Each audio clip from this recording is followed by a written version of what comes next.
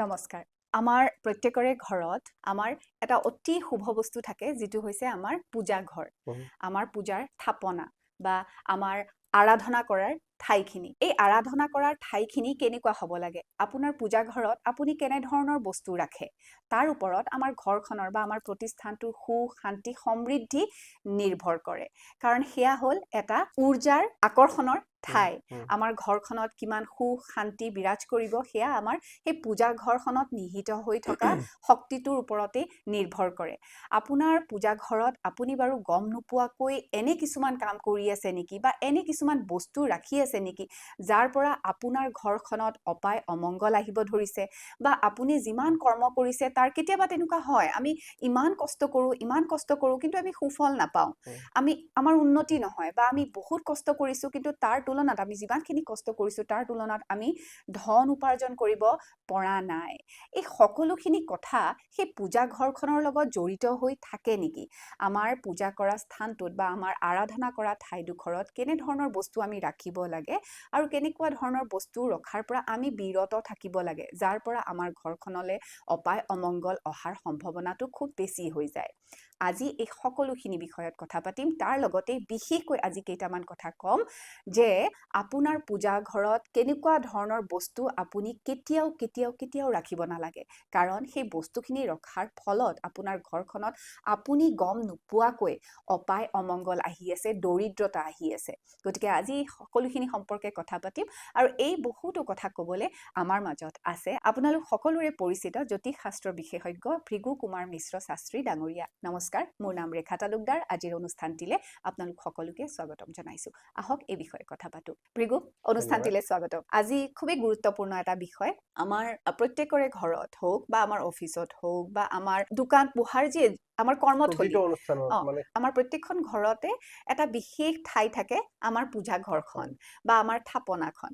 আমি গম নোপোৱাকৈ আমাৰ পূজা ঘৰত আমি এনে ধৰণৰ কিছুমান বস্তু ৰাখো যাৰ পৰা আমাৰ ঘৰখনত আমি গম নোপোৱাকৈয়ে অপায় অমংগল আহি থাকে, অহৰহ আহি থাকে, দৰিদ্ৰতা আহি থাকে, হয়নে? অশুভ প্ৰভাৱবিলাক আহি থাকে। গতিকে এই বস্তুবিলাক বা এই বিষয়বিলাক কি হয়, আমি কি কৰিব লাগে, কি কৰিব নালাগে, আজি এই বিষয়ে আমি কথা পাতিম। সৰু কথা কিন্তু খুবেই গুৰুত্বপূৰ্ণ যাৰ পৰা আমাৰ উন্নতি হ'ব পাৰে। আমি গম নোপোৱাকৈ আমি কিছুমান অসুবিধাত ভুগি থাকিব পাৰো। এই বিষয়ে আমি কথা পাতিম। আৰম্ভ কৰিছো। আমাৰ এই বিশেষ ঠাইখিনি হ'ল মন্দিৰ, হয় হয়নে? এই মন্দিৰ আমাৰ হিন্দু সনাতন ধৰ্মৰ এক শক্তি, চালিকা শক্তি। যেনেকৈ এখন গাড়ীৰ ইঞ্জিন নোহোৱাকৈ গাড়ীখন চলিব নোৱাৰে, আমাৰ সনাতন ধৰ্মৰ আধ্যাত্মিক যিটো চিন্তা ভাৱনা, সেই চিন্তা ভাৱনাৰ লগতে জড়িত হৈ আছে মন্দিৰ বা সেই বিশেষ স্থানৰ য'ত আমি উপাসনা কৰো, আমি নিজৰ আৰাধ্য দেৱতাক আমি প্ৰতিষ্ঠা কৰো বা তেখেতসকলক আমি আহ্বান কৰো। গতিকে সেই ঠাইখিনিৰ পৰাই ঘৰখনৰ সুখ, শান্তি, সমৃদ্ধি সকলোবোৰ নিৰ্ভৰ হৈ আছে। আৰু আমাৰ কিছু অজ্ঞানতাৰ কাৰণে বা আমাৰ অনভিজ্ঞতাৰ কাৰণে আমি কিছুমান ভুল কৰি পেলাও, যি ভুলৰ বাবে আমি আপুনি যেনেকে কৈছে যে আমাৰ পৰিয়ালে ধনৰ অভাৱ, শাৰীৰিক, মানসিক সকলো ক্ষেত্ৰতে আমি কিছুমান সমস্যা নিজেই আমি নজনাকে ভুল কৰাৰ কাৰণে আমি আহ্বান কৰাৰ দৰে হয়। গতিকে আমি সেই সৰু কথাখিনি আমি জনাটো দৰকাৰ। যিহেতু আমাৰ পূৰ্বজসকলে বহু শাস্ত্ৰ আমাৰ আগত থৈ গৈছে, কিন্তু আমাৰ অধ্যয়নৰ অভাৱৰ কাৰণে কিছু কথা আমি পাহৰি গৈছো বা আমাৰ পূৰ্বপুৰুষৰ পৰা আমি ল'ব জনা নাই। গতিকে সেই কাৰণে যে মন্দিৰত আমি কেনেকুৱা ধৰণৰ ৰাখিব লাগে, মন্দিৰ কি কাৰণত ব্যৱহাৰ কৰিব লাগে, কোনবোৰ সামগ্ৰী আমি ব্যৱহাৰ কৰিব লাগে, মন্দিৰত কেনে ধৰণৰ মূৰ্তি প্ৰতিষ্ঠা কৰিব লাগে বা প্ৰতিজন পৰিয়ালৰে নিজৰ পূৰ্বজৰ যেনেকুৱা ধৰণৰ, মই যিহেতু বিষ্ণুৰ আৰাধনা কৰো, আমাৰ পূৰ্বপুৰুষে বিষ্ণুৰ আৰাধনা কৰে, সেই বিষ্ণুৰ আৰাধনাটো বন্ধ কৰি বেলেগ এজন দেৱ দেৱতাক আমি আহ্বান কৰি বা নিজৰ ঘৰত প্ৰতিষ্ঠা কৰিব নালাগে। একচুৱেলি আমি সেইখিনিলে যাম। আমি কেনে ধৰণৰ মূৰ্তি আমি প্ৰতিষ্ঠা কৰিব লাগে বা কি কৰিব লাগে, কি কৰিব নালাগে। প্ৰথম যিটো কথাটো তাৰ পৰা য'ৰ পৰা আৰম্ভ কৰিম সেইটো হৈছে বাস্তুসন্মতভাৱে আমাৰ পূজা ঘৰটো বা আমাৰ থাপনাখন মানে বাস্তুসন্মতভাৱে আমি কোনটো ঠাইত, কোনটো দিশত আমি ৰাখিব লাগে। সাধাৰণতে আমি যদি চাওঁ যে আমাৰ অতীতত আমাৰ ঘৰসমূহৰ মাটিৰ পৰিসৰ বহুত বেছি আছিল। গতিকে আমি ঘৰৰ যিকোনো পূব দিশত এটা যিকোনো ঠাইতে আমি মন্দিৰ স্থাপনা কৰিছিলো আমাৰ গাঁও ঘৰত হওক আমাৰ যিবিলাক মানে আমি সকলোৱে গাঁৱৰ পৰা অহা মানুহ গতিকে তেনেকুৱাকৈ চলিছিল এতিয়া যদি আমি সেইটো ধাৰণা লওঁ তেতিয়াহ'লে আমাৰ বহুখিনি খেলি মেলি হ'ব কাৰণ এতিয়া আমি এখন মহানগৰত থাকো আমি এখন এটা ফ্লেটত থাকো গতিকে ঠাইৰ অভাৱ সেইকাৰণে আমি সদায় পূব দিশটো নিৰ্ধাৰণ কৰিব লাগে আৰু পূব দিশৰ লগতে আমি ঈশান কোণটো ঈশান কোণ আৰু পূব দিশৰ ঠাইখিনি আমাৰ মন্দিৰৰ কাৰণে উৎকৃষ্ট ঠাই হিচাপে আমাৰ শাস্ত্ৰই কয় আৰু এই ঠাইখিনিতে আপোনালোকে নিজৰ আৰাধ্য দেৱতাৰ মন্দিৰ প্ৰতিষ্ঠা কৰিব বা কেতিয়াবা ঘৰৰ মধ্যভাগত বাস্তুশাস্ত্ৰ মতে ঘৰৰ মধ্যভাগতো সুন্দৰ আৰাধনা কৰাৰ কাৰণে এটা সুন্দৰ মন্দিৰ স্থাপনা কৰিব পৰা যায় গতিকে এইখিনি বস্তু আমি মানিব লাগে পশ্চিম দিশত কেতিয়াও ভুলতো এই জেগাত নকৰিব বা দক্ষিণ যিটো কৰ্ণাৰ দক্ষিণ আৰু পশ্চিমৰ যিটো কৰ্ণাৰ সেইবিলাক জেগাত আপোনালোকে মন্দিৰ নকৰিব বা অগ্নিগণত আপোনালোকে মন্দিৰ নকৰিব এইবিলাক ঠাইত মন্দিৰ কৰিলে আপোনালোকৰ ঘৰত গৃহত সদায় অমংগল হ'ব গতিকে সদায় নিজৰ ঘৰৰ কল্যাণৰ কাৰণে যিহেতু আপোনালোকে কাৰ্য কৰিছে মন্দিৰ সদায় পূব দিশতেই আপোনালোকে পাৰিলে বনাবৰ কাৰণে যত্ন ৰাখিব প্ৰতিষ্ঠা কৰিব আপুনি খুব সুন্দৰ কথা এটা ক'লে যে ঠাইৰ অভাৱ আমি কেতিয়াবা কিছুমান ঘৰত দেখা যায় যে যিহেতু ঠাইৰ অভাৱ কেতিয়াবা আমি এই ৱালতে উলমাই দিলো বা বেৰতে আমি থাপনা এখন আনিলো আৰু বেৰতে উলমাই দিলো সেইটো বাৰু শুদ্ধ হয়নে এটা কথা যে যদি আপোনাৰ দোকান হয় বা আপোনাৰ যদি কোনো ব্যৱসায় বাণিজ্য কৰা ঠাই হয় তেতিয়াহ'লে আপোনালোকৰ সেইখিনি কৰ্ণাৰটো পূব দিশ বা ঈশান কোণত আপোনালোকে স্থাপনা এখন পাতি থব পাৰিব তাত কোনো বিশেষ অসুবিধা নাথাকে কিন্তু যদি আপোনাৰ ঘৰ বা আপোনাৰ এখন পৰিয়াল য'ত বাস কৰে সেই গৃহত যদি আপোনাৰ মন্দিৰ বনায় এইটো মন্দিৰ গতিকে সেই ঠাইখিনি সদায় মাটিৰ লগত বা নিজৰ থকা ঠাইখিনিৰ লগত সংলগ্ন হৈ থাকিব লাগে ৱালত বা তেনেকুৱা ঠাইত ৰখাটো বা হেঙিং কৰি বহুতে অলমাই ৰাখে সেই ধৰণৰ ব্যৱস্থা কৰিলে কিন্তু পৰিয়ালৰ কাৰণে মংগলজনক নহয় এতিয়া ধৰি লওক মই থাপনা এখন আনিছো এতিয়া মই ঘৰখনত পূব দিশতে প্ৰতিষ্ঠা কৰিম কিদৰে প্ৰতিষ্ঠা কৰিম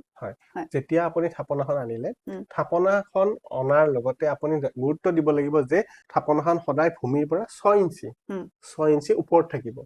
যাতে আপোনাৰ আপুনি যিহেতু তেখেতক বহি পেলাই প্ৰণাম কৰিব বা কিছুমান দেখিব যে মন্দিৰখন আজিকালি কঁকালৰ বিষ বা তেনেকুৱা কাৰণে ওখ কৰিও বহুতে বনায় সদায় মন্দিৰ বা ভগৱানৰ মূৰ্তি আপোনালোকৰ চকু সদায় তেখেতৰ চৰণত পৰা কৰি ৰাখিব লাগে চকু সদায় ভগৱানৰ চৰণত পৰে গতিকে সেই কথাটো তেখেতসকলে মেজাৰমেণ্ট ৰাখি পেলাই মন্দিৰ স্থাপনা কৰক বা মন্দিৰৰ থাপনাখন প্ৰতিষ্ঠা কৰক তেতিয়াহ'লে তেখেতসকলৰ ঘৰৰ সকলোৰে কল্যাণ হ'ব এতিয়া পৰৱৰ্তী প্ৰশ্নটোলৈ আহিছো এটাকে যাম ষ্টেপ বাই ষ্টেপ সৰু সৰু প্ৰশ্ন কিন্তু তাতেই ভুল হৈ যায় সৰু কথা কিন্তু তাতেই ভুল হৈ যায় এতিয়া আমি প্ৰতিষ্ঠা কৰিলো এতিয়া আমি থাপনাখনত যিসকলে ধৰক মূৰ্তি পূজা কৰে তেওঁলোকে কেনে ধৰণৰ মূৰ্তি ৰাখিব বা কি মূৰ্তি ৰাখিব পাৰি একেলগে দেখা যায় যে কেতিয়াবা বহুত মূৰ্তি আমি ৰাখো সাধাৰণতে সকলোৱে ৰাখে দেৱী দুৰ্গাকো মানে আমিতো প্ৰত্যেকজনা আমি দেৱ দেৱতাক আমি প্ৰিয় প্ৰত্যেকজনাই প্ৰিয় কিন্তু তাৰ পিছতো তেনেকুৱা কিবা নিয়ম আছে নেকি যে আমি বহুত মানে একেলগে মূৰ্তি আমি স্থাপন কৰিব পাৰোনে আমি একচুৱেলি মন্দিৰসমূহ বিষ্ণু মন্দিৰ শক্তি মন্দিৰ বা শৈৱ শাক্ত এইবিলাক বিভিন্ন ধৰণৰ মন্দিৰ আছে মন্দিৰসমূহত বিগ্ৰহ সদায় এজনা বিগ্ৰহ ৰখাটো দৰকাৰ যেনেকে বিষ্ণু মন্দিৰত শালগ্ৰাম শিলা বা বিষ্ণু লক্ষ্মী তেনেকুৱাকে ৰাখিব লাগে এজনা বিগ্ৰহৰ মূৰ্তি 2-3টা ৰখাটো আচলতে বিধিসন্মত নহয় আৰু এনেকুৱা ধৰণৰ বিগ্ৰহ ৰাখিলে ঘৰৰ অমংগল হয় বুলি আমাৰ শাস্ত্ৰই সোঁৱৰাই দিয়ে সেইকাৰণে পৰাপক্ষত বিগ্ৰহ সদায় এজনা ৰখাটো দৰকাৰ আৰু যদি বিগ্ৰহসমূহ ৰাখিবই লাগে তেতিয়াহ'লে তেখেতসকলে এজনা বিগ্ৰহৰ লগতে অকণমান ছেপাৰেট কৰি বেলেগ কৰি তেখেতসকলে নিজৰ থাপনা এখন পাতি পেলাই বা নিজৰ আসনো প্ৰতিষ্ঠা কৰি তেখেতসকলক প্ৰতিষ্ঠা কৰিব লাগে কাৰণ এখন আসনতে বিভিন্ন ধৰণৰ বিগ্ৰহ ৰাখিলে সেইখন ঘৰৰ অমংগল হ'ব পাৰে কাৰণ মন্দিৰ সদায় চৌকেছ নহয় মন্দিৰ এটা নিজৰ মনৰ পৰা অহা যিজন আৰাধ্য দেৱতা সেই দেৱতাক উপাসনা কৰা স্থলীহে মাত্ৰ সেইকাৰণে নিজৰ আৰাধ্য দেৱতাজনক নিজৰ মনতে বিচাৰি পাব সেইকাৰণে তেখেতৰ মূৰ্তি এজনা আনি তেখেতক ঘৰত প্ৰৱেশ কৰক আৰু তেখেতকে আৰাধনা কৰক নিশ্চয় সেই দেৱতাৰ পৰাই আপোনালোকে নিজৰ মনৰ বাঞ্ছা পূৰ্ণ হ'ব মই এইখিনিতে আৰু এটা কথা সুধিছো আমি সাধাৰণতে সচৰাচৰ হয় তেনেকুৱা মোৰ লগতো হৈছে যে উপহাৰ স্বৰূপে বহুতে আমাৰ কৃষ্ণ আৰু গণেশ বাবাৰ আমাৰ শ্ৰীকৃষ্ণ বা গণেশ বাবাৰ বহুতো মূৰ্তি তেওঁলোকে উপহাৰ হিচাপে বহুজনাই দিয়ে এতিয়া সেই মূৰ্তিবিলাক যেতিয়া উপহাৰ হিচাপে পোৱা যায় মোৰ থাপনাত ইতিমধ্যে এজনা দেৱতাৰ এজন গণেশ বাবাৰ মোৰ মূৰ্তি আছে এতিয়া তেনেস্থলত মই বহুতৰ ঘৰত দেখিছো মোৰ লগতো সাধাৰণতে হয় তেনেকুৱা উপহাৰ পোৱাৰ পিছত আমি নি পেলাই পুনৰ সেই গণেশ বাবাক আমি কাৰণ কৰিম কি হয় উপায়টো নাই উম, মই সেইকাৰণে ধৰক তাতেই প্ৰতিষ্ঠা কৰি দিলো এতিয়া আমাৰ মানে থাপনা এখনত আমি তেনেদৰে এজন দেৱতাৰে বিভিন্ন মানে বহুত কেইটা মূৰ্তি ৰাখিব পাৰো নেকি একচুৱেলি উচিত নহয় হয় এজনা বিগ্ৰহৰ মূৰ্তি সদায় এখন আসনতেই প্ৰযোজ্য হয় হয়, প্ৰতিষ্ঠা কৰিব লাগে গতিকে যদি তেনেকুৱা ধৰণৰ বিগ্ৰহ থাকে তেখেতসকলক হয়তো আপুনি কি কব এতিয়া আপোনাৰ যিহেতু মন্দিৰত সদায় আমাৰ এজনা বিগ্ৰহে ৰখা দৰকাৰ মুঠতে আপোনাৰ মানে হয়, থাপনাত বা থাপনাত আপোনাৰ পূজা মন্দিৰত এজন দেৱতাৰ এটাই বিগ্ৰহ ৰখাটো দৰকাৰ হয় এতিয়া আহো যে আমি বহুতে কি কৰো নিজৰ আৰাধ্য গুৰুজনাৰ আমি প্ৰতিমূৰ্তি বা ফটো এখনে হওক আমি থাপনাত ৰাখো তাৰ লগতে আমাৰ ধৰক মা দেউতা বা আমাৰ পূৰ্বজসকল যিসকল ধৰক এই পৃথিৱীত নাই তেওঁলোকৰ ফটো আমি ফ্ৰেম কৰি পেলাই বহুতে মন্দিৰত ৰাখে সেইটো উচিত হয়নে বা ৰাখিব পাৰিনে আচলতে সেইটো উচিত নহয় একে কথা এতিয়া এটা কথাই মানে সম্পূৰ্ণভাৱে মানে ক'ব লাগিব যে বিগ্ৰহসমূহ মন্দিৰত ৰাখিব পূৰ্বপুৰুষৰ ফটো বা তেখেতসকলৰ স্মৃতি সেইসমূহ তেখেতসকলৰ ঘৰৰ ভিতৰত ৰাখক নিজৰ ঘৰত ৰাখক আৰু আমি আগতেও আলোচনা কৰিছো যে নিজৰ মা দেউতাৰ স্মৃতি সদায় ৰাখিব লাগিব সেই স্মৃতিসমূহ ৰখা এটা ঠাই আছে দিশ আছে সেইসমূহ আমি আগতে আলোচনা কৰি থৈ গৈছো তথাপিও আমি পুনৰবাৰ উল্লেখ এবাৰ কৰি দিওঁ যিহেতু আমি পাতিছো কথাটো যিহেতু মা দেউতা বা তেনেকুৱা ধৰণৰ পূৰ্বজসকলৰ যিসকলৰ আমি স্মৃতি ৰাখিব ইচ্ছা কৰো তেখেতসকলৰ দিশটো সদায় দক্ষিণ আৰু পশ্চিমৰ যিটো কোণ সেই কোণটোত তেখেতসকলে ৰাখিব পাৰে ঘৰৰ ভিতৰত কিন্তু মন্দিৰত এনেকুৱা ধৰণৰ ফটো বা বিগ্ৰহ ৰখাটো যুক্তিসন্মত নহয় কাৰণ মন্দিৰত আমি আৰাধনাহে কৰো স্মৃতি ৰোমন্থন নকৰো মন্দিৰত সাধনাহে কৰো আমাৰ পজিটিভ শক্তি আহৰণৰ কাৰণে এটা স্থান য'ত আমি পজিটিভ হবৰ কাৰণে আমি এক ঠাই বাছি লৈছো তাত আমি আমাৰ পূৰ্বজসকলক স্মৃতি কৰি আমাৰ নিজৰ মনত কিয় দুখ দিওঁ হয়নে গতিকে এই বিজ্ঞানসন্মত ভাৱেও ই এটা কথা সোঁৱৰাই দিয়ে যে মন্দিৰত সদায় সাধনা আৰু আৰাধ্য যিসকল আমাৰ দেৱ দেৱতা যাৰ জৰিয়তে আমাৰ শক্তি সমূহ ভিতৰত থকা এনাৰ্জি সমূহ জাগ্ৰত কৰিব পাৰো সেই মাত্ৰ এটা ঠাইহে সেইকাৰণে আমাৰ তই কয় যে মন্দিৰত দেৱতা বা আপোনাৰ যিটো অন্তৰৰ পৰা অহা যিটো আৰাধ্য দেৱতা সেই বিগ্ৰহ প্ৰতিষ্ঠা কৰক কিন্তু পূৰ্বজ বা আপোনালোকৰ আত্মীয় গুৰুজনাৰ কোন ধৰণৰ তেনেকুৱা স্মৃতি জড়িত ফটো বা মূৰ্তি ৰখাটো উচিত নহয় হয় এতিয়া আহো যে আমি আমাৰ মন্দিৰত কেনে ধৰণৰ বস্তু ৰাখিব লাগে আৰু কেনে ধৰণৰ বস্তু আমি সমূলি ৰাখিব নালাগে বা কেনেকুৱা ধৰণৰ সৰু সৰু ভুল বিলাক এতিয়া প্ৰথমতে কৈছো যে ৰখাবিহীন আমি যিহেতু পজিটিভ হৈ থাকিব লাগিব গতিকে আমি কি ৰাখিম আমি মন্দিৰৰ ভিতৰত আমাৰ যিখিনি নিত্য নৈমিত্তিক কাৰ্য কৰিবৰ কাৰণে আমি যিখিনি চাকি ধূপ বা জল অৰ্পণ কৰিবৰ কাৰণে স্নান কৰিবৰ কাৰণে দেৱতাৰ স্নান কৰাৰ কাৰণে যিখিনি সামগ্ৰী সেই সামগ্ৰীখিনি আমি ৰাখিবই লাগিব তাৰ লগতে আমি এনেকুৱা ধৰণৰ বস্তুখিনি ৰাখিব নালাগে যিখিনি ৰখাৰ বিনিময়ত আমাৰ ঘৰখনত এটা কি হয় দুখৰ বাৰ্তা আহিব পাৰে বা ধনৰ অপচয় হ'ব পাৰে বা মা লক্ষ্মীয়ে অসন্তুষ্টি লাভ কৰিব কেনেকুৱা ধৰণৰ সামগ্ৰী ধৰক আমি যিগছি চাকি আমি বন্তি চলাই থাকো সেই চাকি গছি যদি আমি মাটিৰ চাকি দিওঁ তেতিয়াহ'লে মাটিৰ চাকি সদায় এবাৰ ইউজ হয় আৰু সেইকাৰণে মাটিৰ চাকিৰ পৰিৱৰ্তে আমি ধাতুৰ চাকি ব্যৱহাৰ কৰিলে প্ৰতিদিনে তাক ধুই নতুন কৰি ল'ব পাৰো সেইকাৰণে সদায় আমি ধাতুৰ চাকি ব্যৱহাৰ কৰিলে আমাৰ মন্দিৰৰ কাৰণে খুবেই শুভ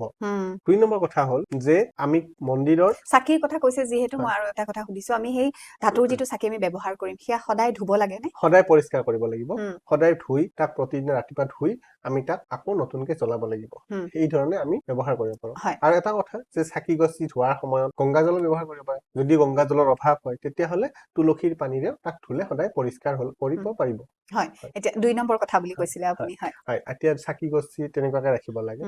আৰু ২ নম্বৰ কথা হ'ল যে ভঙা বাচন ভঙা বাতি বা যিকোনো ক্ষত বস্তু মন্দিৰৰ ভিতৰত নেৰাখিব তেনেকুৱা ধৰণৰ ৰাখিলেও মা লক্ষ্মী অসন্তুষ্ট হয় আৰু এটা কথা ক'লোৱে যে বিগ্ৰহসমূহ আপোনালোকে এজনৰ লগত আৰু এজন বিগ্ৰহ বা বহুত ঢেৰ বিগ্ৰহ একেলগে নেৰাখিব সেইটো আপোনালোকৰ ঘৰৰ কাৰণে এটা নিগেটিভ বাৰ্তা প্ৰেৰণ কৰে আৰু ৩ নম্বৰ কথা যে হ'ল যে যিখিনি ঠাই আপুনি য'ত বহিব তাৰ পৰা সদায়তো ওখ কৰি ৰখাটো কথা ক'লোৱে কিন্তু বিগ্ৰহসমূহ কেনেকুৱাকে ৰাখিব বিগ্ৰহসমূহ কিমান ডাঙৰ ৰাখিব বিগ্ৰহসমূহ আপোনালোকৰ ঘৰৰ ভিতৰত যদি হয় বা এতিয়া ৰাজহুৱা মন্দিৰত বহুত ডাঙৰ বিগ্ৰহ কৰিব পাৰে কিন্তু ঘৰৰ ভিতৰত ৰখা বিগ্ৰহসমূহ সদায় ৬ ইঞ্চি হ'ব লাগে সেই বিগ্ৰহ তেখেতসকলৰ ঘৰৰ কাৰণে অতি শুভ সেইকাৰণে ৬ ইঞ্চিতকৈ ওখ বিগ্ৰহ ডাঙৰ বিগ্ৰহ আনি ঘৰত প্ৰতিষ্ঠা নকৰা ভাল হয় আৰু আপোনালোকৰ ঘৰত এটা ডাঙৰ কথা হ'ল যে যিখন থাপনা যিখন আসন সেই আসনখনত সদায় পৰিষ্কাৰ পৰিচ্ছন্নতা কৰি ৰাখিব নতুন ফুল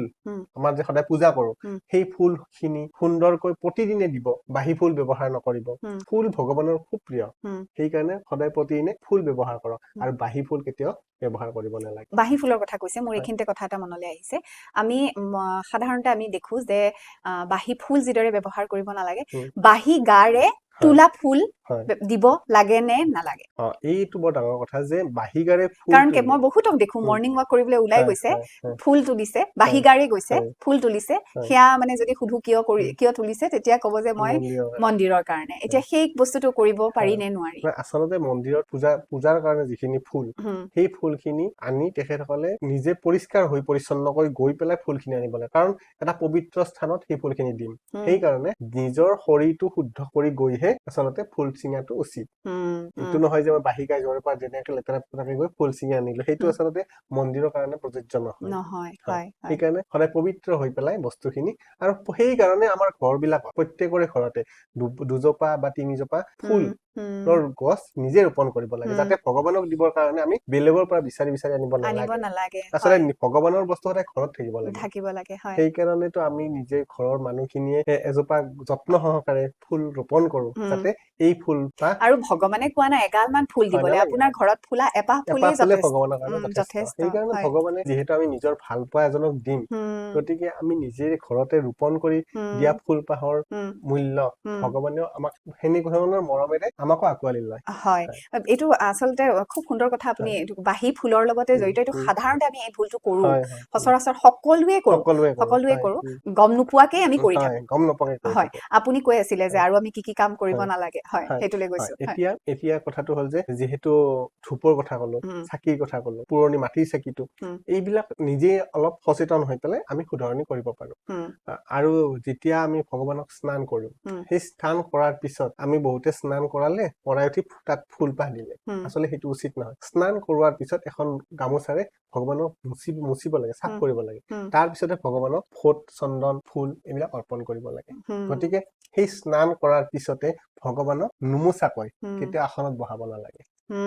স্নান কৰাৰ পিছতহে তেখেতক পৰিষ্কাৰকৈ চাফা কৰি শুকা কাপোৰেৰে মুচি তাৰপিছতে তেখেতক চন্দন ধূপ চাকি এইবিলাক অৰ্পণ কৰিব লাগে এইবিলাক সৰু সৰু বহুখিনি আমাৰ কৰণীয় আছে এইখিনিতো আমি ভগৱানক চাফ চিকুণকে দিলো এতিয়া আমি ধূপ চাকি অৰ্পণ কৰিম এতিয়া যেতিয়া চাকি গছ জ্বলাম সেই চাকি গছ জ্বলোৱাৰ সময়খিনিত চাকি গছে বহুতেই দেখিছো যে আমাৰ কি হয় চাকি গছ জ্বলালে মেচটো মাৰি দিলে চাকি গছ জ্বলাই দিলে সেই চাকি জ্বলোৱা সেই দিলে আকৌ মেচ কাঠি দিলে আকৌ চাকি দিলে আচলতে সেইটো সূচী নুবুজায় সেইটো এটা কি হল যে চাকি গছ জ্বলোৱাৰ পিছত তাত আমাৰ তিনিবাৰ ঘূৰাব লাগে চাকিৰ ওপৰত সেই মাছৰ কাঠিডাল তিনিপাক ঘূৰাই সেইডাল পেলাই দিব লাগে তাৰ মানে অগ্নিৰ যিখিনি বেয়া শক্তি আছিলে সেই শক্তিখিনি আমি কি হল আমি তাক বাহিৰত বৰ্জন কৰি দিলো তাৰ কাৰণে আমি মেচ কাঠি জ্বলোৱা মেচ কাঠিটো পেলাই দি তাত নতুন এডাল কাঠি অৰ্পণ কৰিব লাগে যদি কৰে তাত নতুন কাঠি এডাল অৰ্পণ কৰিব লাগে তেনেকুৱা ধৰণে আমি ব্যৱস্থা কৰিব লাগে আৰু এটা কথা যে চাকি যেতিয়া জ্বলাব চাকি জ্বলোৱাৰ পিছত সেই এগছি চাকিৰ পৰা আন মানুহে জ্বলাব পাৰিব নে নাই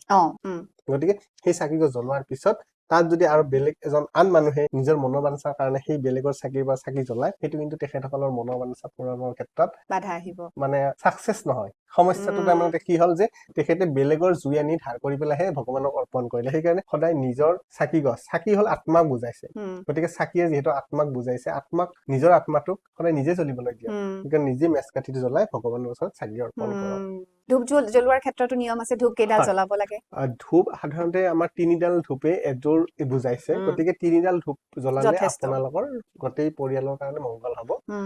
আৰু এটা কথা যে ঘণ্টাটো যিটো আমি ঘণ্টা বেল আমি বজাও মানে মন্দিৰত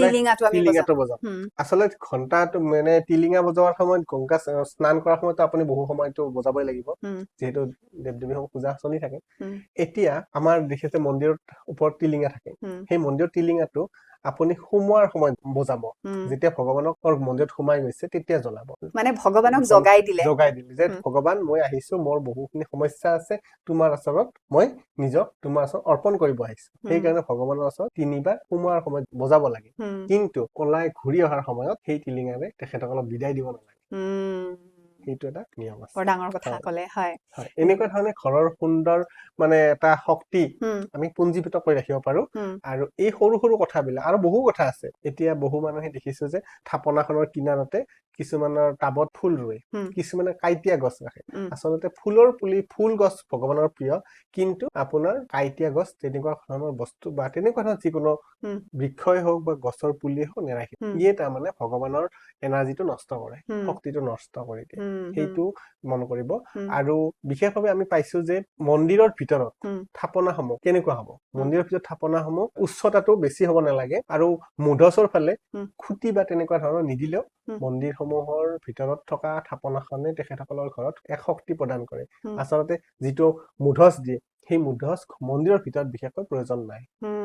এটা মানে হয় এতিয়া ধৰক থাপনাৰ লগতে কাৰোবাৰ বাহিৰতে আছে থাপনা তাৰ লগতে তুলসীৰ গছডালো তাতে তুলসী ৰাখিব পাৰিব তুলসী ৰাখিব পাৰিব তুলসীৰ কাৰণে মন্দিৰৰ ভিতৰতে আপোনাৰ থাপনাখনৰ কাষতে মন্দিৰত যদি আপুনি ৰাখে তাৰ কোনো অন্যায় বা অপকাৰ নহয় হয় গতিকে বহুত কথা পাতিলো বহু সৰু সৰু কথা কিন্তু আমি সচৰাচৰ এনে ধৰণৰ আজি ময়ো বহুত কথা শিকিলো সচৰাচৰ এনে ধৰণৰ ভুল আমি সদায় কৰি থাকো সদায় গম নোপোৱাকে কৰি থাকো অজ্ঞানবশতই কৰো নিশ্চয় জানি বুজি কোনো নকৰে গতিকে আজি বহুখিনি আমাৰ এই কথাখিনি মানে ক্লিয়াৰ হ'ল হয় গতিকে জানিব লগা কথা বহুত হয় হয় জনাৰতো শেষ নাই জনাৰ শেষ নাই আৰু চাগে বহুত থাকি গ'ল কিবা যদি আমিও শিকি আছো গতিকে এই যিখিনি শিকিছো সেইখিনি ৰাইজক বা আপোনালোকৰ আগত আমি দাঙি ধৰিবলৈ চেষ্টা কৰিছো জনাই থাকিম তাৰ লগতে আমাৰ যদি কিবা কথা থাকি গ'ল আপোনালোকে অনুগ্ৰহ কৰি আমাক জনাব আপোনালোকৰ কিবা সমস্যা বা আপোনালোকে আৰু কিবা জানিবলৈ বিচাৰিছে